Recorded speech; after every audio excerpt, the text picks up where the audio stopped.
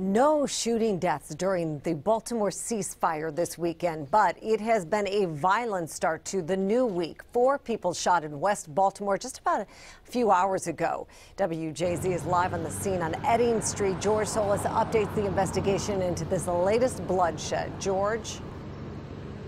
That's right. Good evening, Mary. Police opening up the road here about an hour ago. As a matter of fact, we were just talking to a parent here who was wondering why we were here. We had to inform him about what happened. Clearly a big blow for the community after such a peaceful weekend. Police earlier giving us some new information about the shooting here that took place on Edding Street. We do know that 2 18-year-olds were shot here on the scene.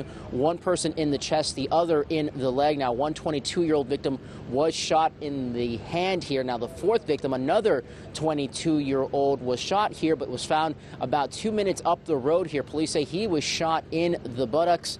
The new acting police commissioner was on here also canvassing the scene. The active scene unfolding at Pressman and Edding Street. Baltimore City Police actively investigating and closing off the perimeter of a quadruple shooting. Authorities say the 4 victims were outside when an unknown suspect or suspects drove up and opened fire.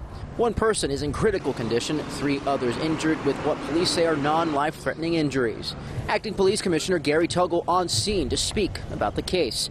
His first big one since being appointed to the role following the suspension of Commissioner Darryl D'Souza. We need to get a little bit more intelligence on the situation before we can properly assess everything that happened. We're still canvassing the area for witnesses. We are processing the crime scene, but there's still a lot more to be done.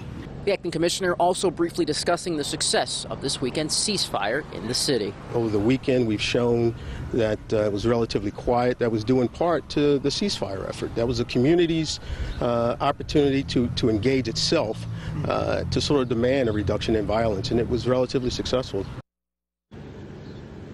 And again, at last check, 4 people again shot here in West Baltimore, 1 person in critical condition. Again, we just found out the ages of the victims, 2 18-year-olds and 2 22-year-olds, 1 18-year-old victim shot in the chest. That is the very latest here in West Baltimore. Live, George Solis reporting for WJZ. George, thank you. Anybody with information on today's shooting is urged to call Metro Crime Stoppers.